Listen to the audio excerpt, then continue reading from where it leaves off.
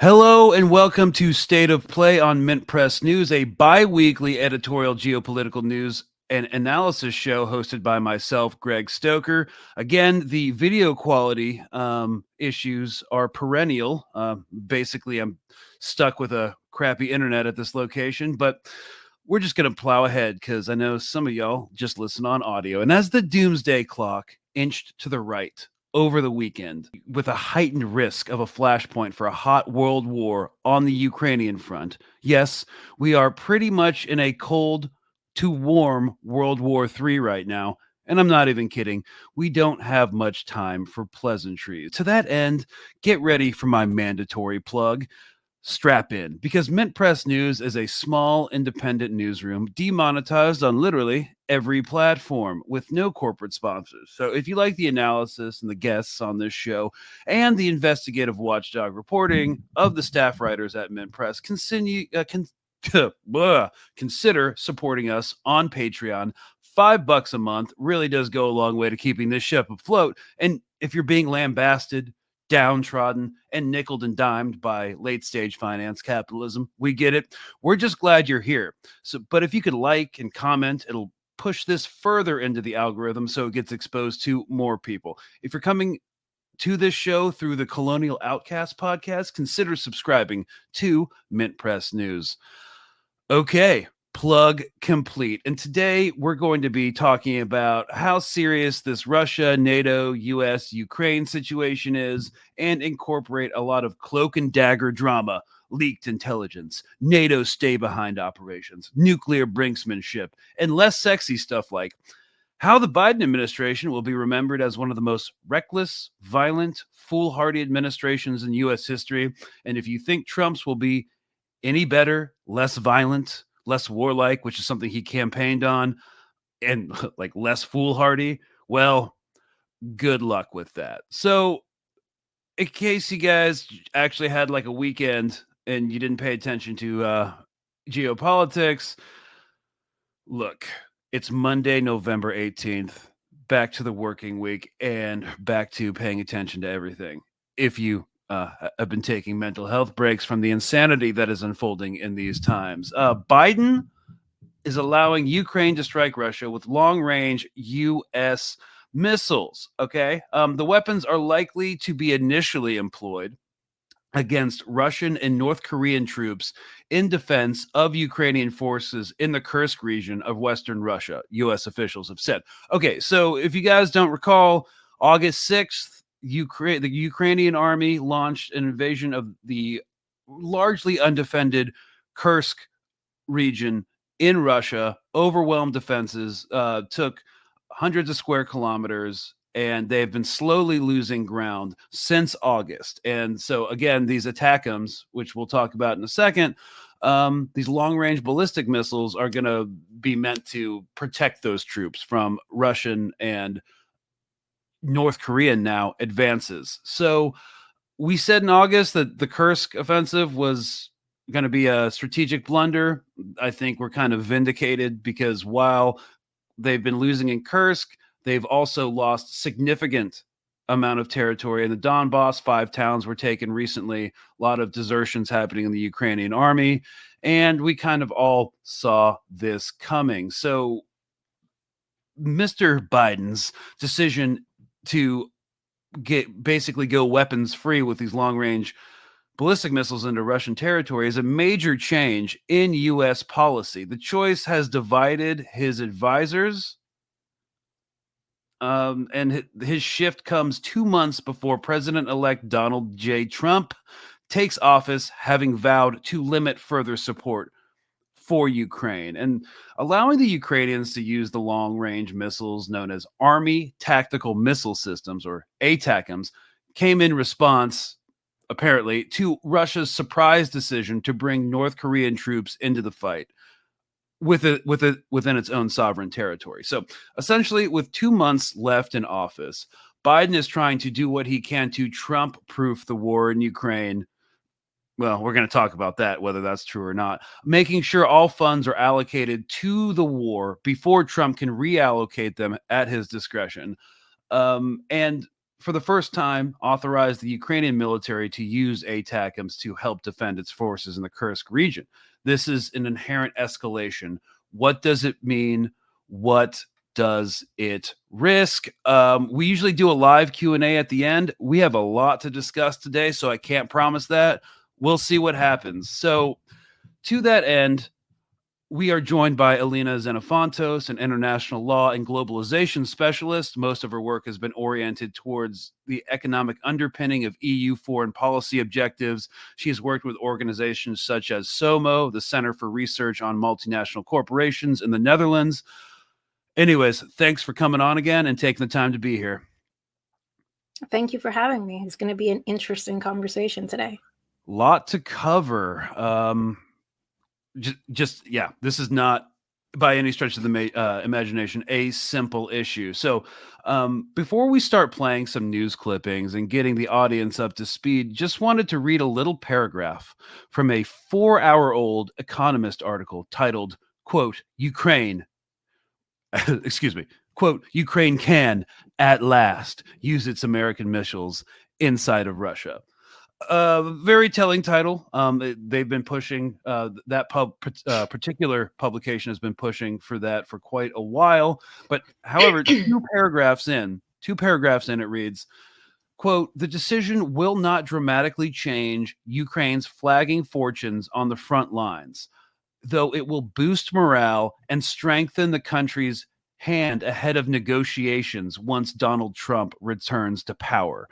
Unquote. Kind of some things to unpack there. Well, all of this seems incredibly tenuous, seeing that, you know, they wanted to use Kursk as a bargaining chip to get ground lost in the Donbass back, but it doesn't seem like always U.S. foreign policy and NATO policy has been, we'll just give them one more weapon. We'll just give them F-16 or like F-15s, F-16s. We'll give them HIMARS, and this will change the outcome of the war. It'll be a silver bullet. It's just bad strategy, I would argue. It's just straight up magical thinking. What are your initial thoughts about everything that's going on with President Biden's escalatory cleared hot order for these ATACMS? All right. So, I mean, there's a lot to unpack just with that question alone. The fact of the matter is, there's been a lot of conversations with regards to the fact as well that this is Biden's last attempt before he leaves office to essentially secure American sort of support for the war in Ukraine in order to essentially target Russia and lock Trump into this particular sort of war. But the fact of the matter is, just 4 days ago, Trump and Biden had actually met. And these are conversations that you would have with the president-elect, including his cabinet. And the fact of the matter, it would appear that for the most part, there is a bipartisan alignment in this, and there is ample evidence to be able to prove this actual point. Now, the reasons for this, well, this boils down to the particular point of where we're at when it comes to U.S. imperialism and essentially sustaining global hegemony in order to preserve imperialism, and why the war in Ukraine requires escalation in order to achieve those means. And that's just sort of like a summary that we can then obviously sort of break down in a far more, I guess, intricate way. Right. And before we get into that, I would like to play some news clippings just for context. But your point about locking Trump into the war, and how, like, that's probably not something they even have to do. But there is this idea that he is an anti-war candidate, which any critical examination of his last presidency and his current cabinet picks, who are all generally like neocon warhawks, it doesn't really bear out for any reasonable person. So, okay, I follow MAGA comment sections and message boards, and there is an overriding belief that all of this is to undermine the incoming president-elect Trump, plain and simple, who seeks to end the war in Ukraine, potentially turning it into a 20-year frozen conflict, which I'm sure we'll address in a bit. His plan to end it was just not end it.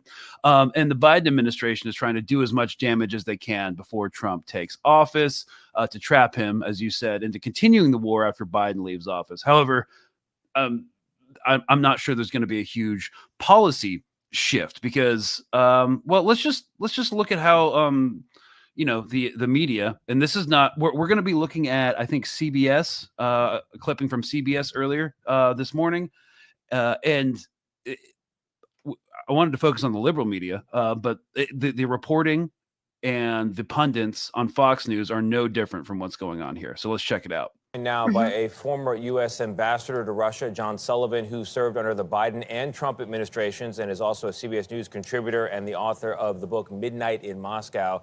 Mr. Ambassador, thank you very much for joining us. So President Biden had been hesitant to allow these strikes with long-range U.S.-made missiles before the election. So now that we're post-election, what changed, the politics or the war? Well, I hope it's not politics, because a decision like this needs to be made based on the national security interests of the United States. Okay, so right off the bat, we've got a pundit who's coming on here, a former U.S. ambassador, who's saying this. I hope this decision has nothing to do with politics.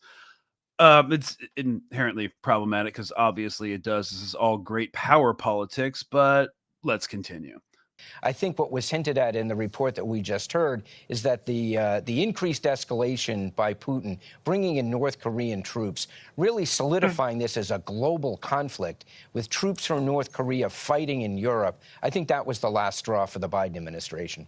So real quick, wanted to pause on there. So bringing North Korean troops to fight on Russian territory was an escalation. And really makes this solidifies this into a world war. Your response to that?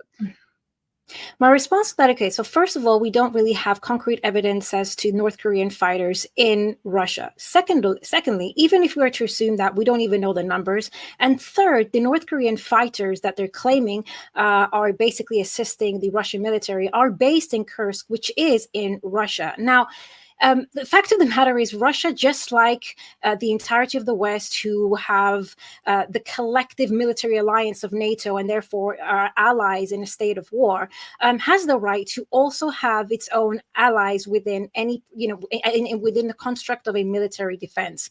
And the fact that the West thinks that it's an escalation that Russia has in any way seeked some sort of assistance from North Korea, when in reality, Ukraine has not only been seeking assistance from NATO, but we also have evidence at this point that NATO, beyond the fact that they're providing weapons and military aid overall, but we have also seen foreign mercenaries from the United States, from the UK, from France, who have been fighting alongside the Ukrainian military. And even recently, there was a exclusive report by GRAYZONE, including leaked documents from the British, secret contractors in combination with the UK government, that have, it testifies to the fact that the British government have not only been training and funding the Ukrainian war against Russia, but they have been actively provoking the war in Russia and seek to perpetuate the war against Russia for their own gains, which we can get to in a little bit. So the fact that this war has become international, it has been international since 2022, because all NATO military sort of power, whether it's in the form, like I said, of even NATO officials within Ukraine, where we have evidence for that as well, including, again, in April of 2024, this year, we had leaked audio that was published by Russia, again, April 2024, with German military personnel, which are NATO military personnel, targeting and planning attacks against the Crimea Bridge in Ukraine, or what is today, for example, the territories that are controlled by Russia. So this just goes to show the extent of Western involvement in the Ukraine-Russia war. And so now to turn around and say that having North Korean troops in Kursk, which is actually it's Russia, this is Russian territory, aiding in what Russia calls, an anti-terror operation, because they're treating the incursion into Kursk as an anti-terror operation, it's not only hypocritical, but it's utter nonsense, because this war has already been international, and it has been international mostly because of NATO and the totality of the West. So this just points, again, the hypocrisy and the excuses that the West gives in order to justify their constant provocation and escalation for war against Russia. Yeah. First of all, I have seen a couple points. I have seen videos of North Korean There are troops some videos. drawing Russian equipment. I do think there are North Korean troops, and they're just like there are NATO troops in Ukraine. Yeah. My issue though is um, the complete double standard. First of all, like I'm not Hmm. really interested in focusing on the origins of the war or really getting into great power politics. But bottom line is there's not an equal application. I mean, there's a massive hypocrisy here at play, and to say that it's completely Russia's fault, everything is justified, and now Ukraine has the ability to defend itself. Sure, cool, got it, sovereignty. But yes, it's reductive and hypocritical. And of course, this interview that we're watching on CBS is just a straight up corporate media propaganda piece. But we're going to continue. Does it? I just want to add one last thing. I just want to ask one last point. It's also important to remember that part of the reason this war even inaugurated in the first place was fundamentally because, Russia felt a security threat by the expansion of NATO and its borders, and particularly the possibility and prospects of Ukraine becoming a part of NATO and essentially placing NATO, which is an adversary, on its borders, and obviously weapons and, lethal weapons upon Russia's borders. And NATO itself, like we said, is a military alliance of multiple states that did inaugurate, and with Russia, or at the time the Soviet Union, being a target for the existence of NATO in itself. And so it's very ironic now to see Western powers using the fact that Russia is seemingly using North Korean troops to say, well, this is an international conflict and this is unacceptable, but it's perfectly acceptable, and it's within the realm of Ukraine's rights to become part of NATO and to become part of this international military alliance. That is a direct threat to Russia. You see, like you said, the double standards, but also the complete logical irrationality of what it is that they're arguing here. Yeah, and NATO expansionism has been a problem long before the Russia-Ukraine conflict. So I'll just leave that out there. Does this risk a wider war?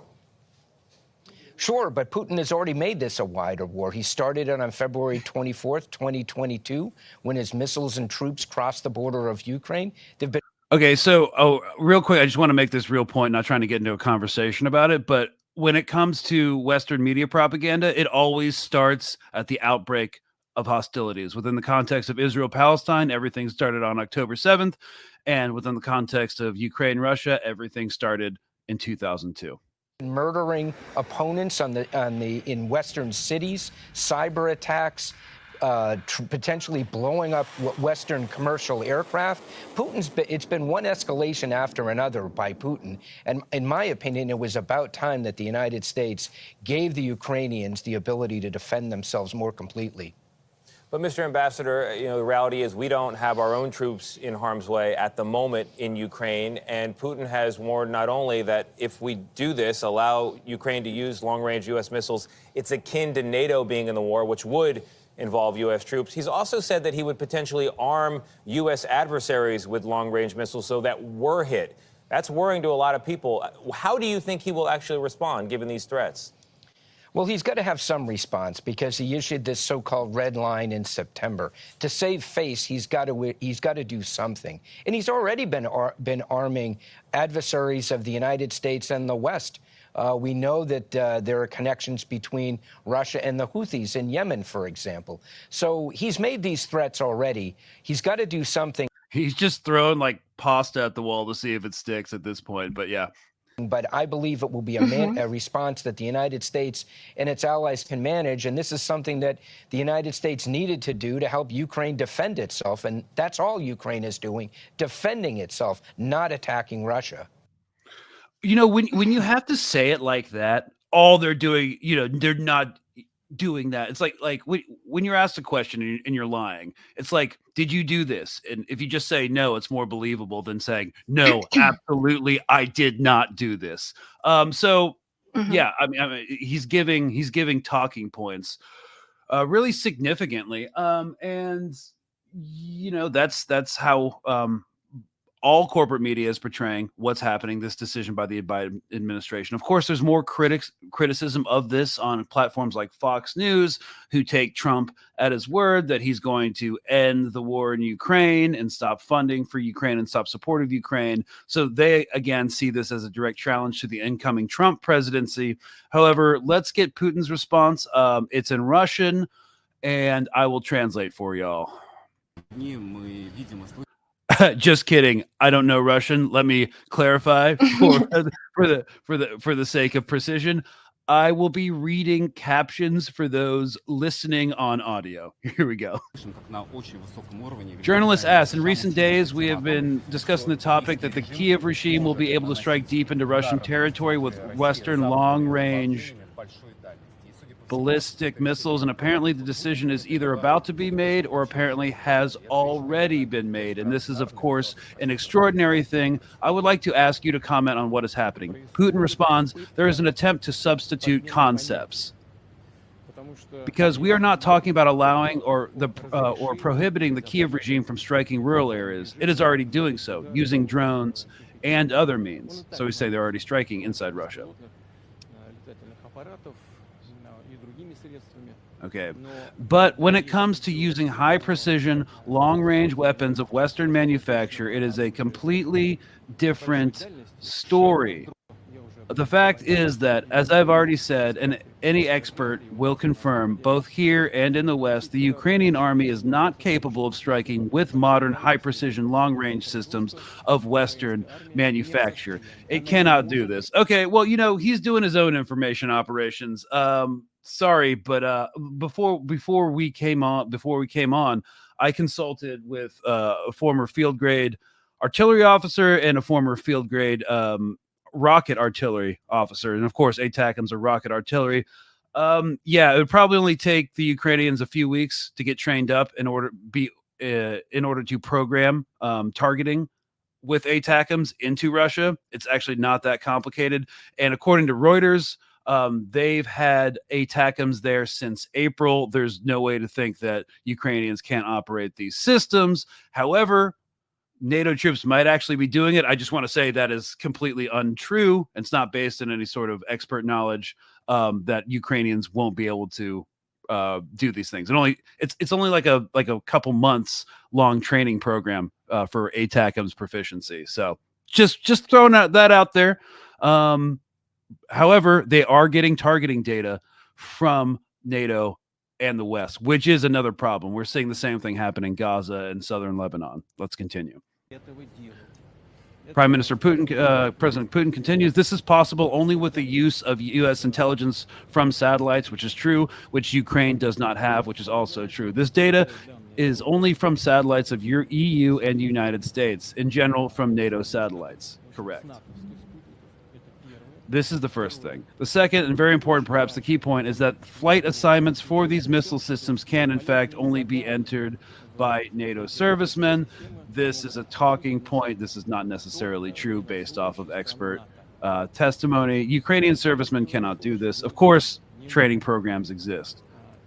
And therefore, the issue is not about allowing the Ukrainian regime to strike Russia with these weapons or not.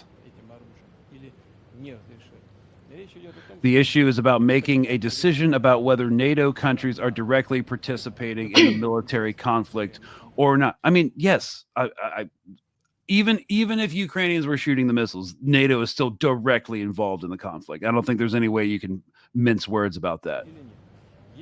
If this decision is made, this would mean nothing other than the direct participation of NATO countries, the U.S., EU, in the war in Ukraine. This would be their direct participation, and this, of course, significantly changes the very essence of the conflict. That means they're fighting Russia, and if this is so, then bearing in mind the change in the very essence of the conflict, we would make an appropriate decision based on the threats that would be created for us. So, still vague language, but I mean, they've leaked, like a Russian official said, like they're risking World War III by doing this. Now, there's an idea that these ATACMS could strike Russia. No, their declassified range is 300 kilometers. Unless you're shooting from inside Russia, Russia's like 500 miles away. So even their classified range, max range, which is further than 300 kilometers. They couldn't reach Russia. So I've seen that being floated. Sorry, Moscow. Excuse me. No, they definitely reached Russia. But yeah, so that's just not true at all. So what do you make of this? I know Putin, President Putin, has given red lines before. He seems to be using vaguer language here than he has previously. I guess I'm not seeing like the huge threat of escalation from this. So, all right, so if you can walk me through your reasoning about this. All right, so this is the thing. I mean, with regards to the training, I'm not quite sure the extent of the training that they will need, the Ukrainian military personnel will need, but the fundamental problem is that the Ukrainian military is in a very dire state with a lot of desertions, and people are just not I guess though the soldiers that were initially trained in the front lines, specifically by the West, many of them have already unfortunately either been killed or their battalions have been destroyed. Now we're talking about civilians who, for the most part, are being dragged into this war, as we've seen a lot of video footage that's coming out from Ukraine. Either they're having their bank accounts frozen or using other arbitrary means in order to coerce Ukrainian men in order to be able to basically fight in the front lines of Ukraine. And these are the sorts of individuals who they're going to be effectively training to be able to exercise these operations, which is a massive risk in of itself, which is why I personally believe there's a higher chance you'll probably be using NATO personnel in order to actually secure efficient outcomes. Otherwise, you're just essentially probably going to be wasting yet more, I guess, long-range missiles into Russia, because I don't think I don't think they're going to be able to exercise as efficiently as necessary. This is my first point that I wanted to bring up. The second point with regards to why this is escalation, well, I mean, listen, it doesn't really matter if they can target within Moscow per se, but from the moment that if they're able to use long-range missiles, they can start targeting military infrastructure in other parts of Russia that are fundamental storage rooms, ammunition depots of the Russian military, and also this begins to terrorize other regions within Russia and the Russian civilian population. And the objective here is to try to undermine Putin, and to undermine Putin not only internally but also among his allies, which again, if we were to go back to the GRAYZONE article that was recently published with the leaked the leaked documents of UK personnel discussing explicitly why they want to prolong a war with Ukraine, not a winnable war, but a war essentially that would humiliate and break Putin and have Putin overthrown, so as to then go into Russia and impose what they call in their leaked documents the post-Putin Marshall Plan, once Russia is in essentially a state of chaos. So even if it's not going to particularly strike Moscow, that's not really the objective. The objective is to start militarily striking key regions inside Russia and terrorizing the civilian population, and in doing so, therefore, to undermine Putin internally, but also externally, and to weaken Russia so far as is possible. And in doing so, perhaps try to gain more territories back for Ukraine within Ukraine. This is sort of, I guess, in a nutshell, like a more, synopsized evaluation of what the agenda is here, but not necessarily to hit within Moscow. I mean, Russia is a massive country. There's many other key regions that they could target that could become a problem. And again, undermining Putin for the Russian population and generating fear within the Russian population and turning the Russian population against this war, as well as obviously Putin. I mean, this is part of the Western strategy. We're seeing the same thing happen in Lebanon. We're seeing the same thing. I mean, this is exactly what they're exercising, what the Israelis are exercising in the Gaza Strip. And this is pretty much the modus operandi of the West. It's a form of collective terror and a means to undermine a government or an establishment or any sort of leadership of any particular movement. So this is, I guess, the objective. And I also wanted to quickly go back to Trump, but I don't know if we want to say something first before I get into that. Well, yeah, I mean, both sides have both Russia and Ukraine have implemented collective punishment and targeting of civilian areas for sure. Now that winter's coming on, Russia's going to do what they have been doing for the past couple winters, which is to target the power grid and other places as well. Yeah, so they mobilize these words, terrorism, etc., and we could get into that, but I do think the central linchpin of like what this conflict is going to look like going forward. Again, even if they use ATACMS on Russian military depots, I don't see how that's going to cause a nuclear escalation. I'm seeing a lot of like sensationalist videos on YouTube talking about how this is like another form of nuclear brinksmanship. I'm just not convinced that it is, based off of President Putin's vague language about a response, based on the nature that ATACMS aren't going to change the dimensions of this conflict. They're not going to change the strategic situation on the ground. Russia's still going to be in a very strong position, even if they take some hits from ATACMS. So I just, before we move on to what this looks like on Trump, I guess I just have to say, like, for the record, categorically, I don't see how this is going to be like a World War III escalation. I think there's a lot of sensationalism going around. It just depends on how Ukraine is going to be using these long-range missiles, what they plan on targeting, if they start hitting civilian infrastructure, which is another tactic that they'll probably use, and how this is going to manifest with regards to, obviously, the Russian population's particular stance on the war. And like I said, it's all about undermining Putin. This is what they're going to try to do.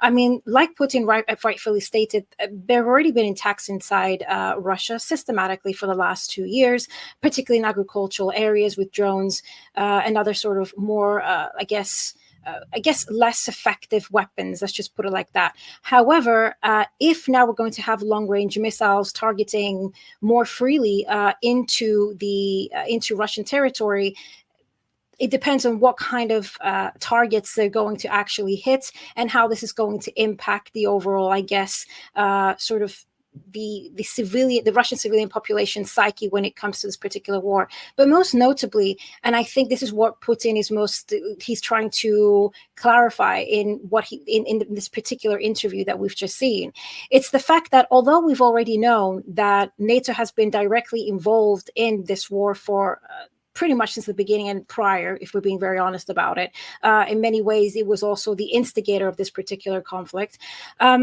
Having now, further direct, I guess, involvement and more openly professed involvement in the forms of allowing Western long-range missiles to be hitting inside Russian territory, perhaps maybe hitting even civilian infrastructure. And obviously we do, and we both accept that, using even the satellites, these are EU and US and UK satellites that are going to be used to give the sort of information that the Ukrainians need to be able to target these particular regions. This is an escalation, because now you have the collective nations of NATO, or like specific nations within NATO, that are using intelligence data and satellites to actually help Ukraine target particular infrastructure. And again, we don't know how Ukraine is going to actually use this within Russia. This means that, militarily speaking, Russia then has a right to begin sort of reacting accordingly, which would mean maybe even targeting NATO structures within neighboring countries if they're perceived as some sort of threat.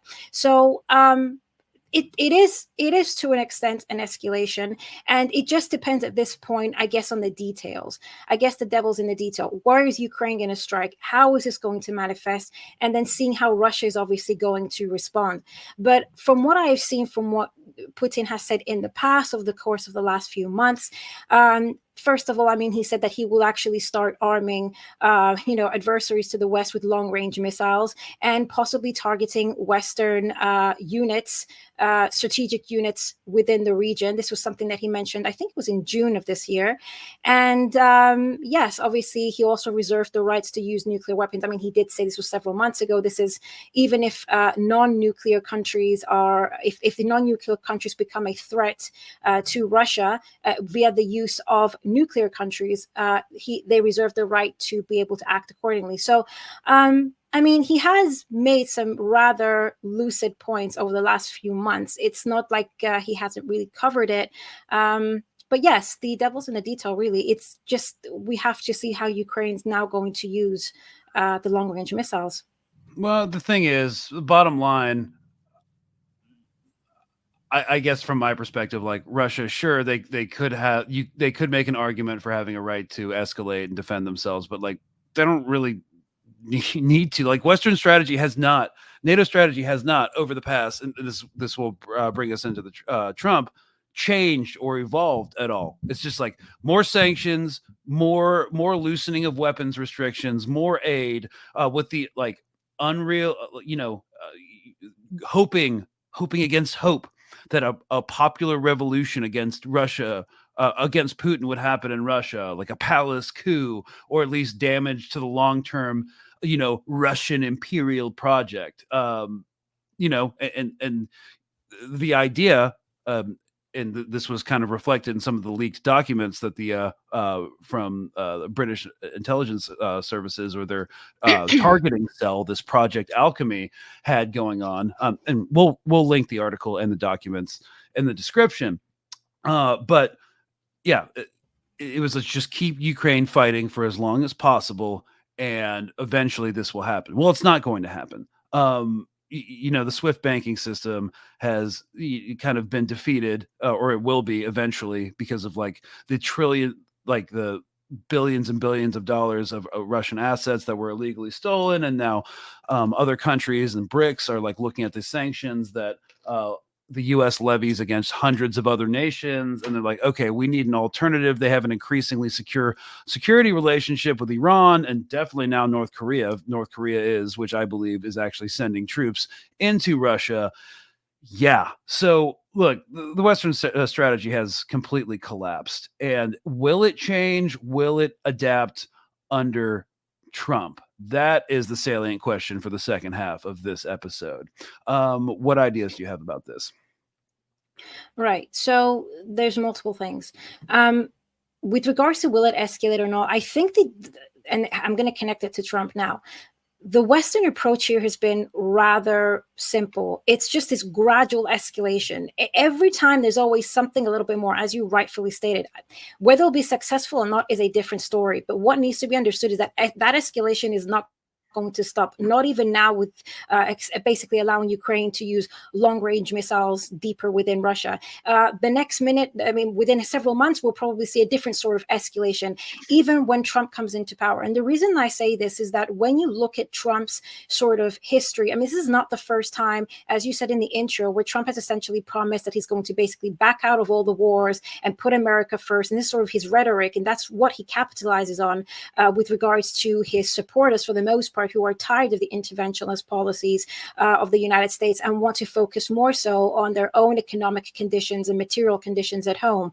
And that's sort of the supporting base that Trump has had. Yet, even in his first presidency, we saw that he was trying to escalate with Iran with the killing of Soleimani. Then we also saw that essentially he found opportunities to be able to essentially invade and occupy a third of Syria. He basically occupied the oil-rich territories of Syria, specifically in order to sponge Syria of its natural resource income, so as to again generate the sort of economic conditions to overthrow Assad, among the many other conditions and material conditions that the United States and the West have generally been using in order to kind of overthrow Assad, including sort of funding of mercenaries and other so-called opposition groups, which are questionable opposition groups.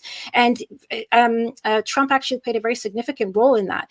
In addition to that, in 2019, it was actually under Donald Trump that Ukraine was given the first okay to begin arming Ukraine with lethal weapons. Up to $1 billion was spent or given to Ukraine to basically arm them with lethal weapons in preparation for war with Russia. So it was actually under the Trump administration. And is this going to change now? Well, not only is his cabinet very war hawkish, as we've already established, even the rhetoric that they're stating, well, they want to focus more so in China and possibly in Western Asia, as opposed to the Project Ukraine. there's some fundamental issues here, because Trump's, I guess, proposal to deal with this issue is, as you've also kind of outlined, but we can sort of get into the nuances here a little bit, is to basically offer Russia a 20-year freeze in the conflict. And that 20-year freeze in the conflict will bring sort of British troops and other sort of Western troops to guard essentially a buffer zone that's going to be established within the newly sort of taken territories that Russia has taken, rather, in eastern Ukraine.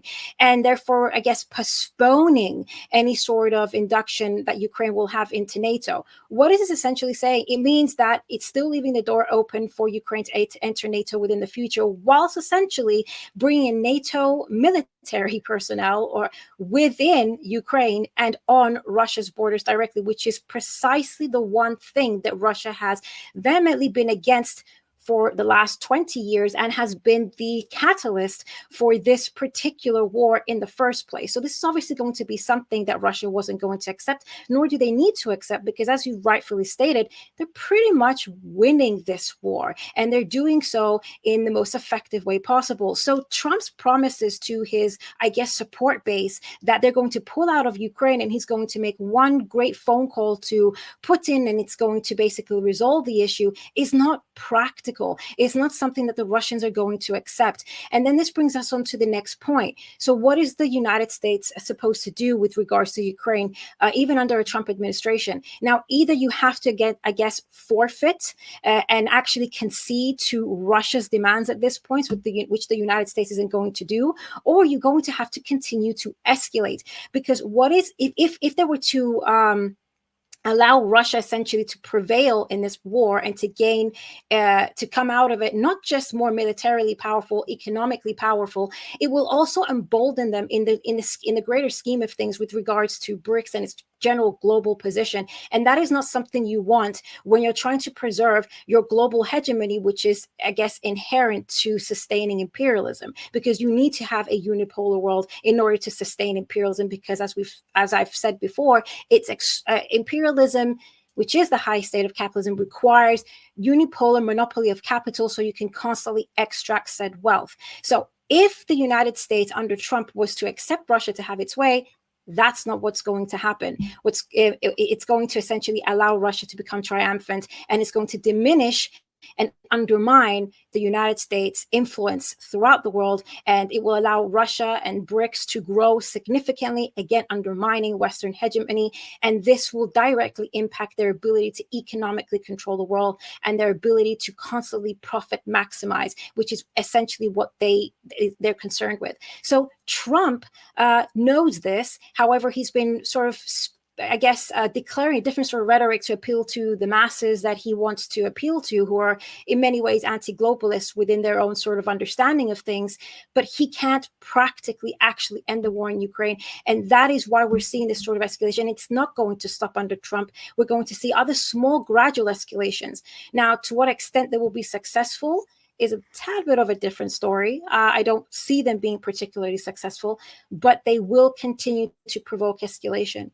And just like one last point, this can also be even further understood when you start looking at what has been happening in Ukraine since pretty much 2010. I mean, Ukraine didn't have to be in this situation to begin with. It was something that was sort of created in the first place because of Western imperialism's need to deplete, destroy Russia, and in doing so, then target China and then simultaneously all of their adversaries, so that they can sustain their global, I guess, control and therefore their ability to extract under imperialism. Because if you go back to, no, so just for the audience, like all this seems like may seem complicated, especially if you're just getting into it, but U.S. imperialism and what the U.S. strategic playbook is, it varies from region to region and conflict to conflict, but in essence, the skeleton of it, the bones of it, are the same from place to place. The U.S. U.S. political thought is obsessed with this idea of unipolarity equaling U.S. domestic homeland security. Like, we are not safe unless we have secured our oil interests, because society would literally break down if there was any halt to the oil supply. There's an obsession, of course, with national security. There's a neoconservative expansionist bent. But the U.S. political thought, and this is beyond the scope of this conversation, is that any sort of regional, what they would call a regional hegemon, or any sort of regional power that's near peer or like challenges U.S. hegemony in any part of the world is a problem. So what do they want? What generally does the U.S. do? Sanctions, and if those don't work, popular uprising. War. And if those don't work, military intervention. And in the post global war on terror era, where there's really significant threats to the American military's all volunteer force because they don't have public consent to really put U.S. troops on the ground in a visible way where they'll be killed, it is gone down. So we do these proxy wars. Okay, so what we're trying to do, and this means like the U.S. government on both sides of the aisle, both Democrats and Republicans, because I don't care what rhetoric they give during their campaign speech, they both have a similar corporate capitalist agenda going on. So it's to isolate a country, starve it out with economic sanctions. Economic sanctions are meant to, destroy their ability to wage war, afford basic necessities. It's meant to punish the people into overthrowing the government. Essentially, very reductionist. Mm-hmm. If that doesn't work, there's other things that they can do: proxy wars, military intervention, strategically isolating them, cutting off trade lanes. We're seeing that with China. We're trying to isolate China. We're doing that with like Japan, South Korea, Taiwan. And of course, Trump wants to combat China economically, but he doesn't really have the tools to do that. Again, beyond the scope of this episode. And then Iran. Iran is not a near peer in any way, like Russia with its somewhat large military that's being vindicated by this war recently, and its massive nuclear arsenal. And it's not like a near peer economically like China, but Iran is a regional hegemon. So what do? Try to starve them out. Sanctions, proxy interventions. You brought up Syria, and the list goes on. But it's not working anymore, and that's the problem. And it goes back to what you're saying about how they can't back down. They can't back down with Iran. They can't back down with their support of Israel against Hezbollah, Hamas, Kataib Hezbollah militias in Iraq, and the Houthis. And they can't back down in other places, Ukraine, because once they do, the game's up. They've lost face completely, and they will have lost popular consent from the American people, and they will have lost the global fear of U.S. sanctions and military interventions. So they really can't, in order to advance their imperialist interests, back down, because again, essentially, and I think we're in agreement about this, once they do, the game's kind of up. It's kind of like, reminds me of like October 7th destroying the idea of Israeli military and intelligence and vulnerability. Like, they can't get that deterrence back, even though they can try. And in a similar way, as a corollary, I don't see how, if the U.S. backs down in any of these places, especially Ukraine, because it's happened first, the game's up. The jig is literally up. Yeah, it's rooted in really and truthfully the fact that the United States functions as a financial capitalist sort of powerhouse, where they export capital, and that's essentially how they generate their wealth, but also control the world. And they've done that, and they've rapidly deindustrialized in order to do that, because industrialization reached its peak.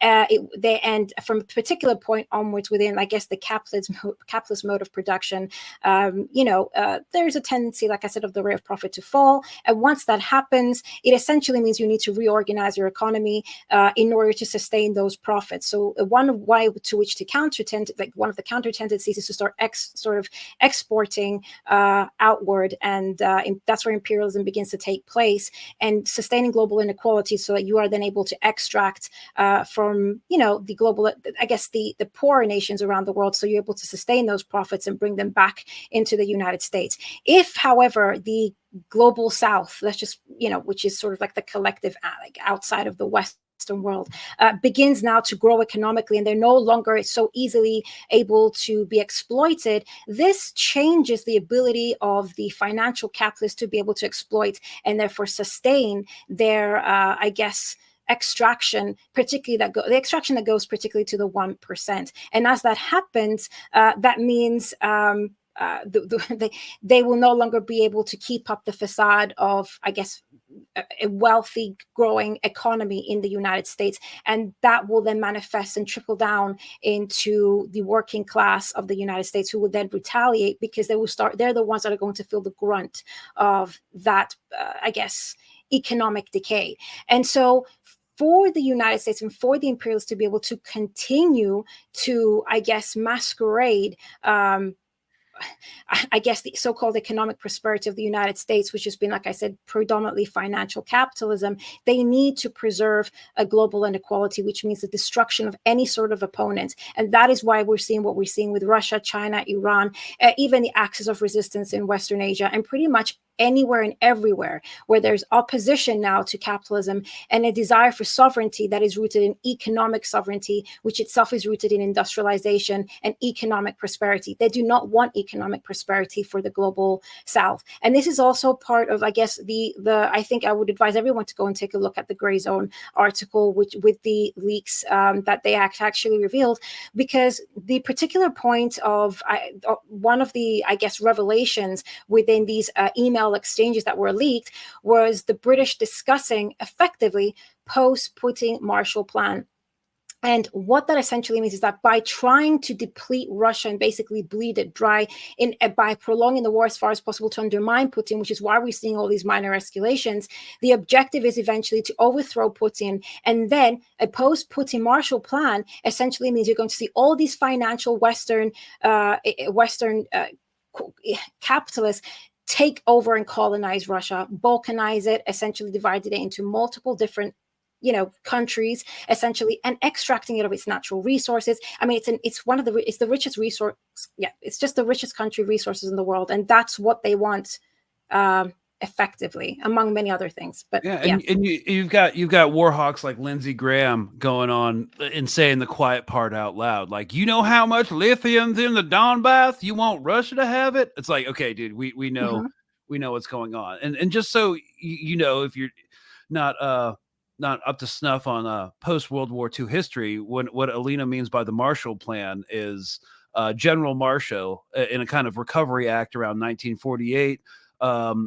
It was proposed, and I think it was like 1947. It was that the United States provided economic assistance to restore the economic infrastructure of post-World War Europe, at least in the parts that the West controlled and not the Soviets, in order to basically that's where they make their money.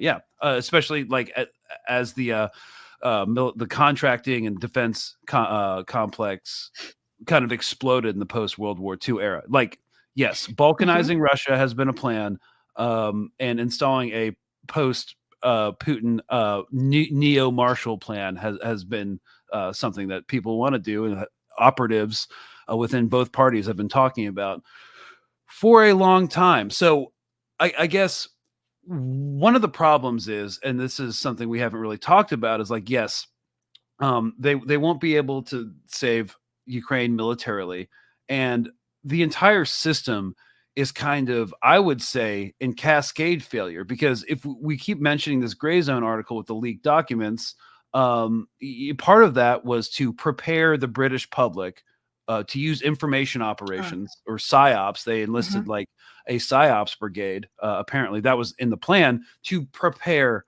the British public for a lower standard of living that comes as a result of this war in Ukraine. And it's done. It's destroyed their energy supply. It's washed everything, tax money out of the public sector into the private, and also because of Ukraine's agricultural output, it's also wreaked havoc within agricultural sectors throughout Europe.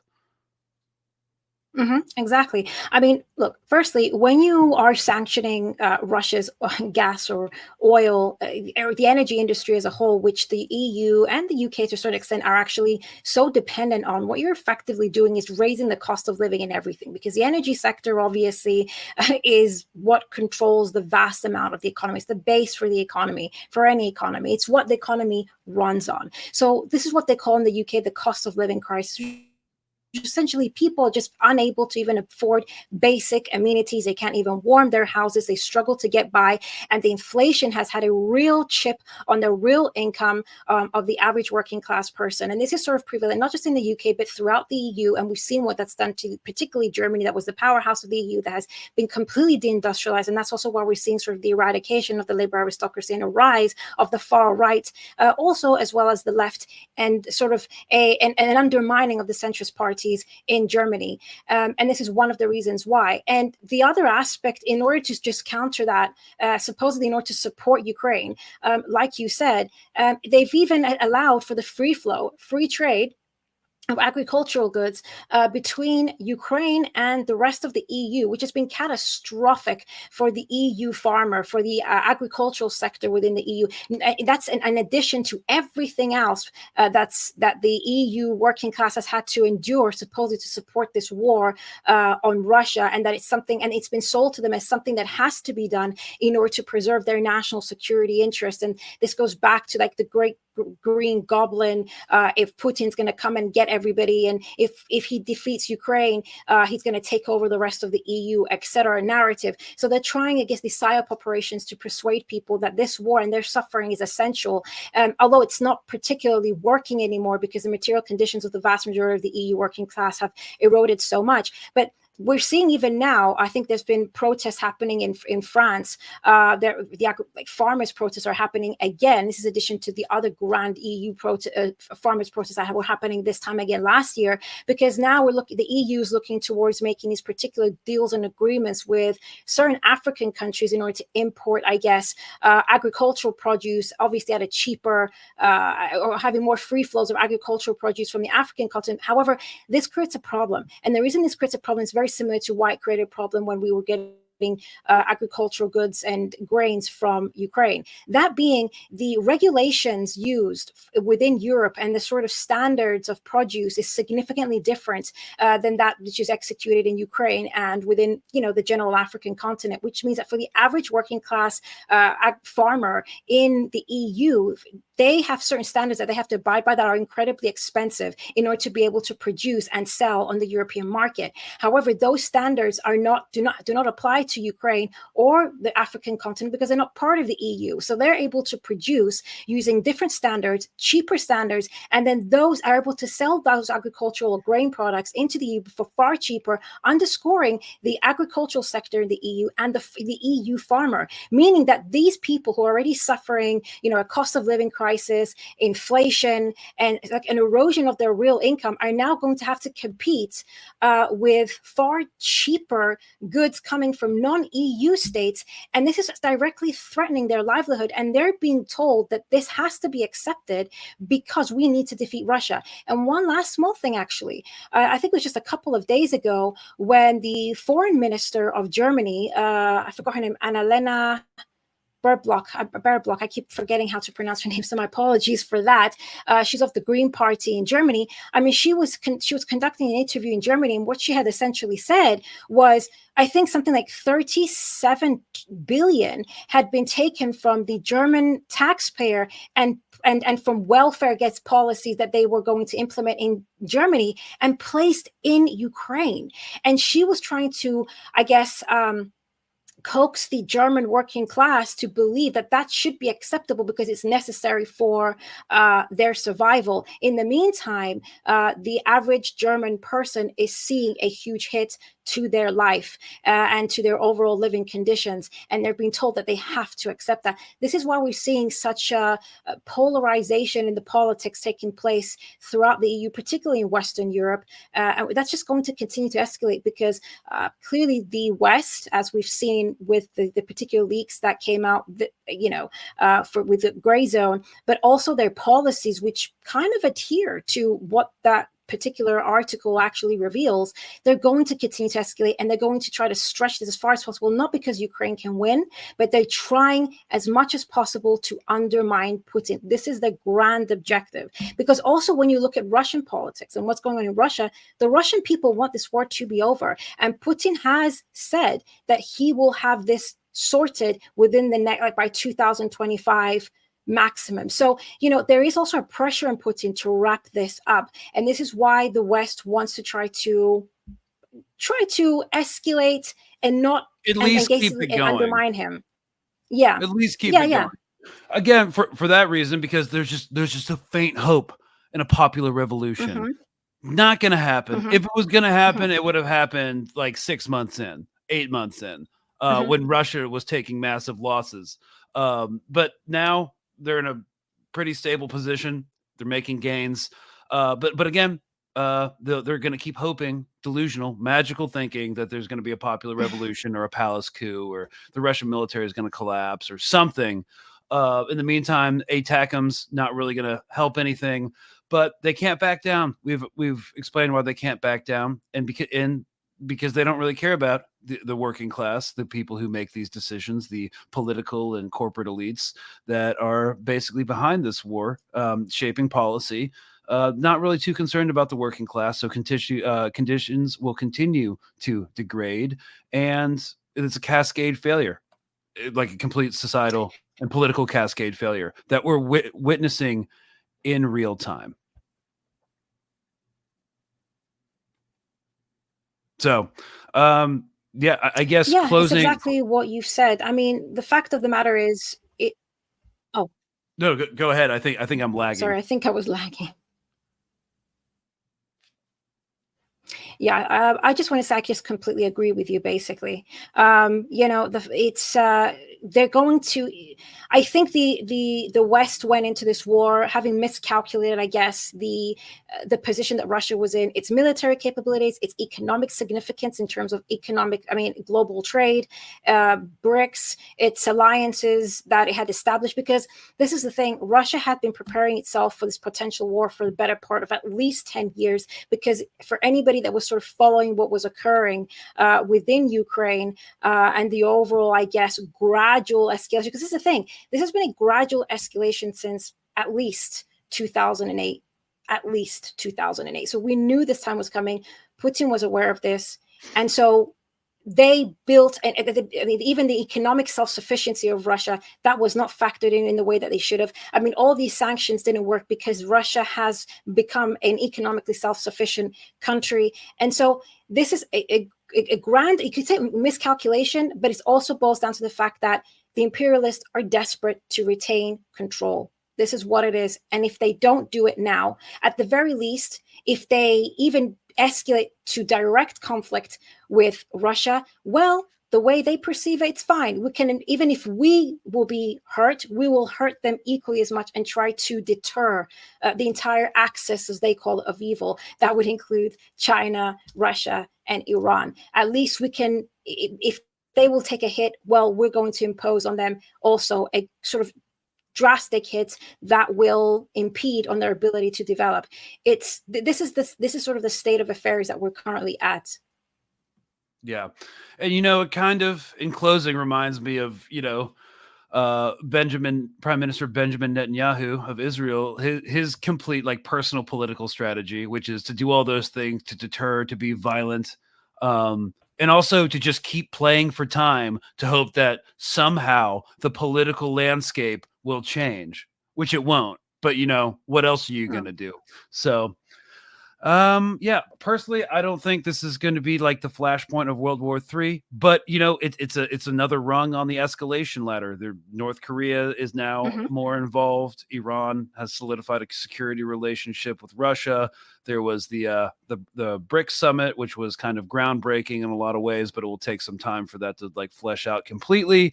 But these powers and these relationships that are adversarial to each other, you know, a multipolar world and a unipolar world, the lines are kind of being drawn in a way that's uncomfortable looking at it. Because look, what happened leading up to the First World War, no one expected it. it was completely unprecedented. What happened leading up to the Second World War, unprecedented. Some people were expecting it, but also thought it was going to remain regional.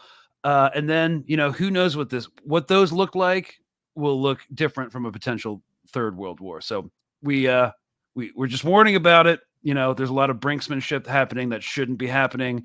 And I don't think anyone's going to back down, because from everyone's perspective, they can't afford to. So is it going to happen today? No, but this has been building for years, and this could keep building for years until finally a flashpoint happens. And then, well, hope you got a bunker or something, because it's going to get gnarly. So I think that's we're kind of out of time. I'm glad we were able to do kind of like a roundtable of all these issues surrounding the war in Ukraine and Biden's decision to allow U.S.